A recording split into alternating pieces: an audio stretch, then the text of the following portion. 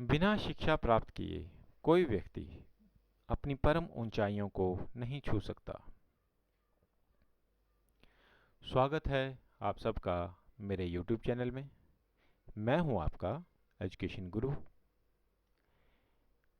मैं चंद्र उदय सिंह आपका फिर से स्वागत करता हूं अपने YouTube चैनल में। जैसा कि आप जानते हैं, मैं आपके लिए लेकर आता हूं कक्षा 10 के हिंदी के वीडियोस। तो इससे पहले कि हम आज का वीडियो स्टार्ट करें, जिन स्टूडेंट्स ने मेरा चैनल लाइक और सब्सक्राइब नहीं किया है, तो मैं चाहूँगा कि वो इसको सबसे पहले सब्सक्राइब करें और बेल आइकन को प्रेस करना ना भूलें, ताकि मेरे वीडियोस का नोटिफिकेशन पहुँचे आप तक सबसे पहले और आपका कोई भी हिंदी का लेसन या वीडियो मिस ना हो। उसी कड़ी को आगे बढ़ाते हुए आज मैं कक्षा 10 में हिंदी से लेकर आया हूँ आपके लिए अध्याय 10, जिसका शीर्षक है कश्मीर का लोक नाटक बाण पाथर। और आज इसका दूसरा वीडियो है, भाग 2 है, क्योंकि पिछले वीडियो में हम पहले ही कुछ प्रश्नों के उत्तर कर चुके हैं और आज जो शेष बचे हुए प्रश्न हैं, आज हम उनके उत्तर पढ़ेंगे और लिखेंगे।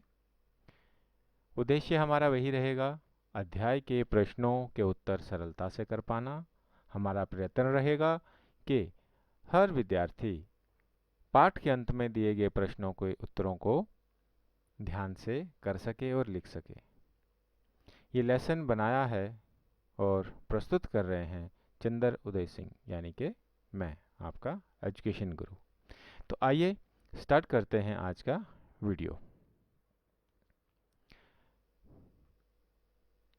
जैसा कि आप देख पा रहे हैं, कुछ पात्र रंग बिरंगी पोशाकें पहने हुए नृत्य कर रहे हैं और कुछ बोल भी रहे होंगे, कोई शिक्षा भी दे रहे होंगे, कुछ व्यंग्य कस रहे होंगे। तो ये बहुत सारे लोगों के बीच में नृत्य कर रहे हैं और कुछ बोल भी रहे हैं और बहुत सारे लोग इन्हें देख रहे हैं, इनके वीडियो बना रहे हैं। बच्चे कितने ध्यान से इन्हें देख रहे हैं।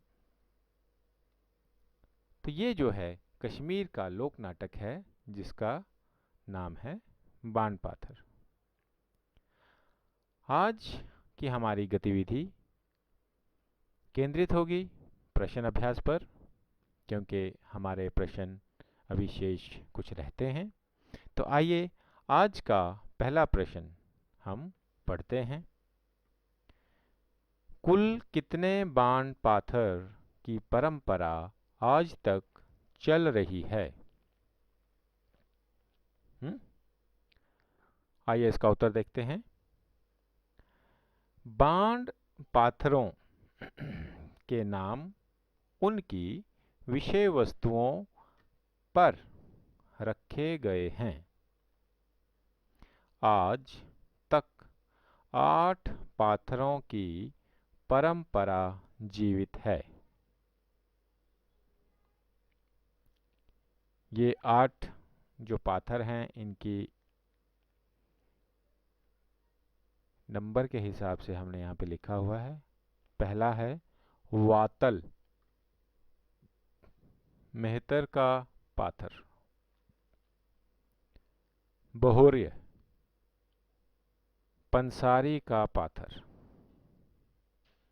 राजू, राजा का पाथर। दरज्जू,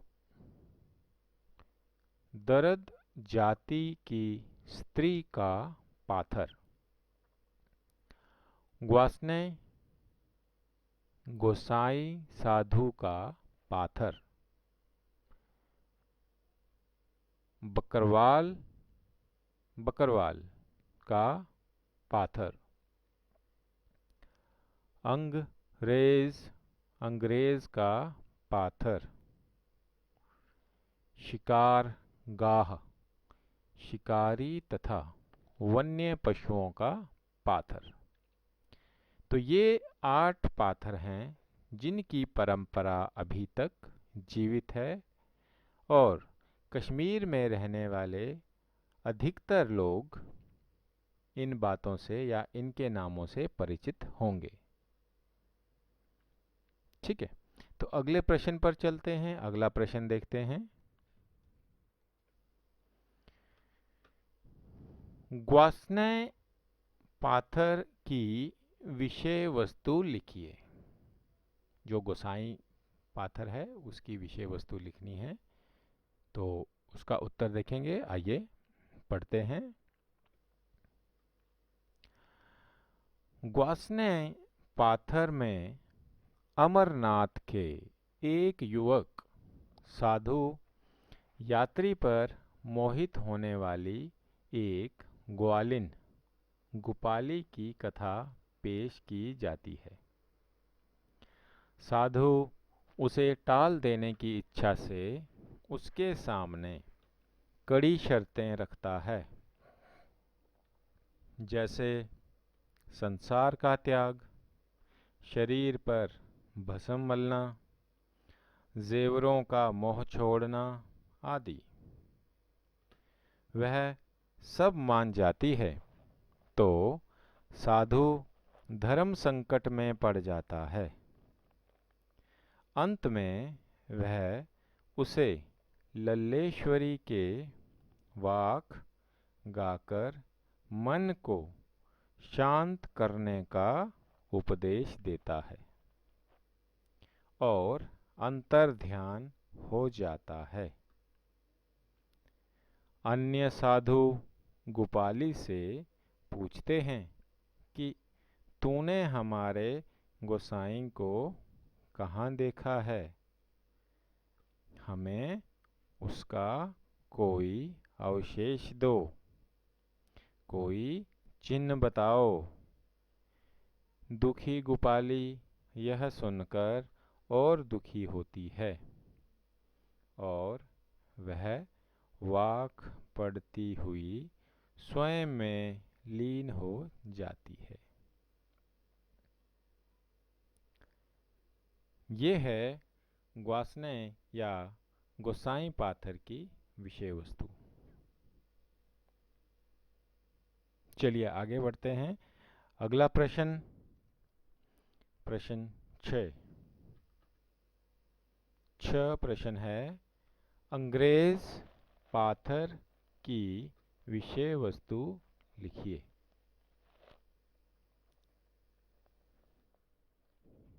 ये इसका उत्तर है।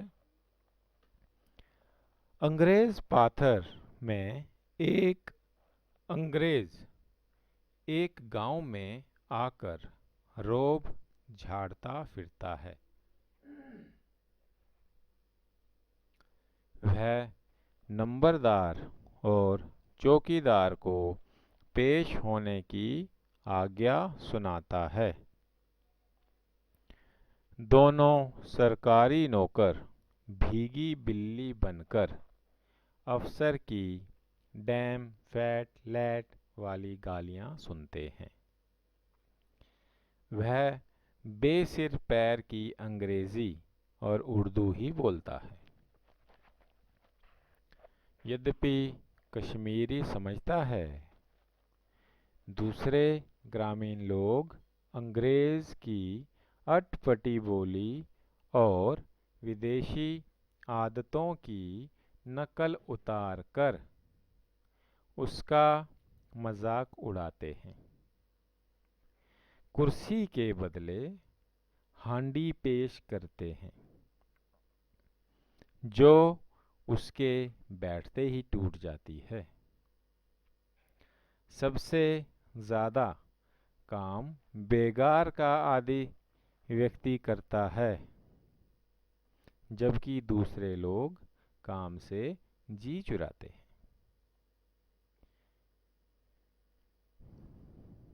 तो स्टूडेंट्स, ये है अंग्रेज पाथर की विषय वस्तु। बहुत आसान है, सरल भाषा में लिखना है।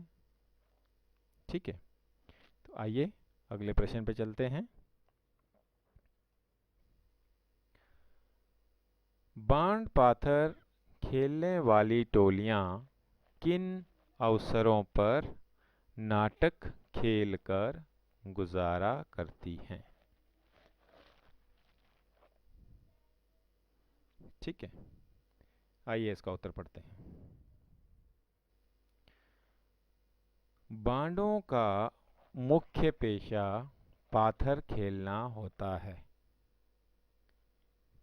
इसके अलावा सामाजिक, धार्मिक या व्यक्तिगत उत्सवों जैसे शादी ब्याह, शिवरात्रि, यज्ञोपवीत या फिर किसी पीर फकीर के उर्स पर बांड गा बजाकर, नाच कर या स्वांग रचाकर लोगों का मनोरंजन करते हैं। शरद ऋतु में जब धान कटता है तो गांव के दूसरे पेशेवरों जैसे नाई, बढ़ाई, राजमिस्त्री आदि की तरह बांड भी गृहस्थों से धन धान्य बटोरते हैं। ठीक है, तो ये हमें पता चल गया कि वो अपना गुजारा कैसे करते हैं। या तो वो नाटक खेलते हैं, पाथर खेलते हैं, या फिर जब कभी शादी ब्याह होता है या कोई त्यौहार होता है या उर्स होता है तो वहाँ पर वो लोगों का मनोरंजन कर अपना गुजर बसर करते हैं। और जब फसल कटती है तो धन धान्य बटोरते हैं। ठीक है, तो अगले प्रश्न पे चलते हैं। तो स्टूडेंट्स, आज का आखिरी प्रश्न, बांडों पर किस राजा ने कर माफ किया था? सरल सा उत्तर है इसका, राजा महाराजाओं के शासनकाल में दूसरे पेशेवरों की तरह बांडों पर भी कर लगता था। जम्मू कश्मीर के महाराजा प्रताप सिंह ने पहली बार घोड़ा कर, मवेशी कर, सड़क कर आदि माफ कर दिए। बांडों को अनिवार्य बेगार से छूट दी गई। उन्हें सरकारी अन्न भंडार से राशन दिया जाने लगा, जिसके बदले गांव-गांव जाकर लोगों का मनोरंजन करना उनके लिए अनिवार्य कर दिया गया। इस तरह हम कह सकते हैं कि जम्मू कश्मीर के महाराजा प्रताप सिंह ने बांडों पर कर माफ किया था। इस प्रश्न के उत्तर में अगर आप अंतिम पंक्ति भी लिख सकते हैं, एक ही लिख लें, तो भी आपका प्रश्न का उत्तर सही माना जाएगा।